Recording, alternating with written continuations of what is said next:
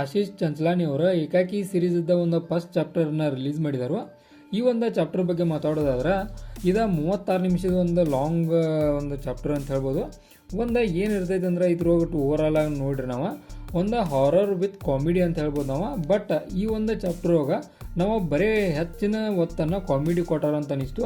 ಅಂದ್ರೆ ಬೇಸನ್ನು ಹೈ ಆಗಿ ಕ್ರಿಯೇಟ್ ಮಾಡ್ಕೊತ ಒಂದು ಬೇಸ್ ಪಾಯಿಂಟನ್ನು ಸ್ಟ್ರಾಂಗ್ ಮಾಡ್ಕೊತ ಹೋಗಿದ್ದಾರೆ ಕಾಮಿಡಿಗೆ. ಅಂದ್ರೆ ಒಂದು ಮೂವಿ ಎಲ್ಲಿಗೆ ಎಂಡ್ ಆಕೈತೆ ಅಂದ್ರೆ ಇದು ಮೂವಿ ಅಂತಲ್ಲ, ಚಾಪ್ಟರ್ 1 ಒಂದು ಮೇನ್ ಹಾರರ್ ಎಲಿಮೆಂಟ್ ಎಲ್ಲಿಗೆ ಸ್ಟಾರ್ಟ್ ಆಗ್ಬೇಕಲ್ಲ ಅಲ್ಲಿಗೆ ಇದನ್ನು ಚಾಪ್ಟರ್ ಎಂಡ್ ಮಾಡಿದಾರು.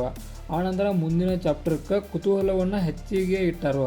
ಈ ರೀತಿಯಾದ ಕಾನ್ಸೆಪ್ಟನ್ನು ನಾವು ಆಶೀಶ್ ಅವರ ಮೊದಲಿನ ಎಲ್ಲ ವಿಡಿಯೋ ನೋಡಿದೆವು. ಬಟ್ ಇದೊಂಥರ ಬೇರೆ ಒಳಗಿತ್ತು. ಅವರ ಒಂದು ಕಂಬ್ಯಾಕ್ ಒಂದು ಇದಾಕೈತೆ ಅಂತ ಅಂದ್ಕೊಂಡು ನಾವು ಡೆಫಿನೆಟಾಗಿ ಆಗುವಂಥ ಚಾನ್ಸ್ ಎಲ್ಲ ಐತಿ. ಯಾವ ಕಾರಣಕ್ಕಂದ್ರೆ ಏನು ಚಾಪ್ಟರ್ 1 ಅಂತೇಳಿ ಇದನ್ನು ರಿಲೀಸ್ ಮಾಡಿದಾರಲ್ಲ ಇದ್ರೊಳಗೆ ಅಲ್ಟಿಮೇಟ್ ಲೆವೆಲ್ ಒಳಗೆ ಇವರ ಸಿನಿಮಾಟೋಗ್ರಫಿಯನ್ನು ಮಾಡಿದ್ದಾರೆ ಅಂತ ಹೇಳ್ಬೋದು. ಅಂದರೆ ಯಾವುದೇ ರೀತಿಯ ದೊಡ್ಡ ಇವು ಇಲ್ಲದೆ ಇದ್ದರೂ ಕೂಡ, ಅಂದ್ರೆ ಒಂದು ಐಟಮ್ಸ್ಗಳು ಇಲ್ಲದೆ ಇದ್ದರೂ ಕೂಡ ಇದಿಷ್ಟೊಳಗೆ ಬೆಟರ್ ಆಗಿ ಒಂದು ಪರ್ಫಾರ್ಮೆನ್ಸನ್ನು ನೀಡಿದ್ದಾರೆ ಅಂತ ಹೇಳ್ಬೋದು. ಅದರೊಳಗೂ ಕೂಡ ಏನೇನು ಇದ್ರೊಳಗೆ ಆ್ಯಕ್ಟ್ ಮಾಡಿದಾರಲ್ಲ ಇವರು ಅಷ್ಟೂರು ಕೋ ಆ್ಯಕ್ಟರ್ಸ್ ಆಗಲಿ ಎಲ್ಲರೂ ತಮ್ಮ ಬೆಸ್ಟನ್ನು ನೀಡಿದಾರು. ಮತ್ತು ಇಡೀ ಏನು ಸ್ಟಾರ್ಟಿಂಗಿಂದ ಹಿಡಿದ 36 ನಿಮಿಷ ಇದ್ದರೂ ಕೂಡ ನಿಮ್ಗೆ ಎಲ್ಲೂ ಕೂಡ ಬೋರ್ ಆಗೋಲ್ಲ. ಅಂದ್ರೆ ಆ ರೀತಿ ಕಾಮಿಡಿಯನ್ನು ನಾವು ನೋಡ್ತೇವೆ. ಅದು ನಿಮಗೆ ಎಲ್ಲ ಲ್ಯಾಂಗ್ವೇಜು ಸಿಗ್ತೈತಿ. ಅದು ಕೂಡ ನನಗೆ ಭಾಳಷ್ಟು ಇಂಪ್ರೆಸ್ ಮಾಡಿ ಸರ್ಪ್ರೈಸ್ ಅನ್ನಿಸ್ತು. ಯಾವ ಕಾರಣಕ್ಕಂದ್ರೆ ನಾವು ಅನೇಕ ಮೂವಿಗಳ ಸ್ಪೆಸಿಫಿಕ್ಕಾಗಿ ದೊಡ್ಡ ಪ್ರೊಡಕ್ಷನ್ ಹೌಸ್ದವರು ಇದು ಮಾಡಿದ್ರು ಕೂಡ ಅವು ಎಟ್ ಅ ಟೈಮ್ ಹೋಗಿ ನಮಗೆ ಸಿಗೋದಿಲ್ಲ ಬೇರೆ ಲ್ಯಾಂಗ್ವೇಜ್ ಒಳಗೆ. ಬಟ್ ಇದು ಒಂದು ಎಲ್ಲ ಲ್ಯಾಂಗ್ವೇಜ್ ಸಿಕ್ಕಿದ್ದ ನನಗೂ ಇಂಪ್ರೆಸ್ಸಿವ್ ಅನ್ನಿಸ್ತು. ಅದಕ್ಕೆ ಒಂದು ನಮ್ಮ ಆಶೀಶ್ ಅವ್ರಿಗೆ ಒಂದು ಸಲಾಮ.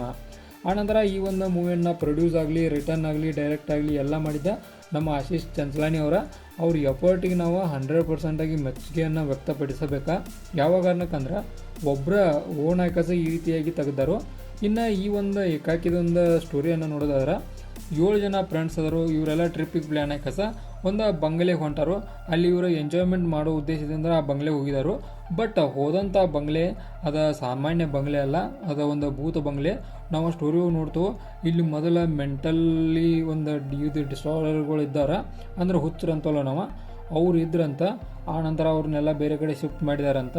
ಬಟ್ ಅಲ್ಲೇ ಬಾಜುಕಿರುವಂಥ ಒಂದು ಸಣ್ಣ ಕುವಾ ಅಂತ ನದಿ ಅಂತ ಐತ್ಲ, ಅಲ್ಲಿ ಏನೇನೋ ಭಾಳಷ್ಟು ರೀತಿಯ ವಿಚಿತ್ರ ಘಟನೆಗಳು ನಡೀತಾವಂತ. ಈ ರೀತಿಯಾದ ಕಾನ್ಸೆಪ್ಟನ್ನು ನಾವು ಇದ್ರೊಳಗೆ ಕೇಳಿದ್ವು. ಅದನ್ನು ಒಂದು ಇದನ್ನ ಇಟ್ಕೊಂಡು ಒಂದು ಕಾಮಿಡಿಯನ್ನು ಕ್ರಿಯೇಟ್ ಮಾಡ್ಕೊತ ಹೋಗೋದ ನನಗೆ ಭಾಳಷ್ಟು ಲೈಕ್ ಅನ್ನಿಸ್ತು. ಆನಂತರ ಏನು ಇವ್ರು ಹೋಗಿದಾರಲ್ಲ ಅಲ್ಲಿ ಭೂತದ ಹಾವಳಿ ಹೆಚ್ಚು ಆಕೈತಿ. ಆ ಸಂದರ್ಭದಾಗ ಇದು ಮುಗಿದೈತಿ. ಅಂದ್ರೆ ಮನೆ ಒಳಗೆ ಭೂತ ಯಾವಾಗ ಕಾಣಿಸ್ಕೋಬೇಕಲ್ಲ ಅಲ್ಲಿಗೆ ಇದನ್ನು ಎಂಡ್ ಮಾಡಿದಾರು. ಇನ್ನು ಮುಂದಿನ ಚಾಪ್ಟರ್ ಒಳಗೆ ನಾವು ಇದರ ಮುಂದಿನ ಭಾಗವನ್ನು ನೋಡ್ತೇವೆ.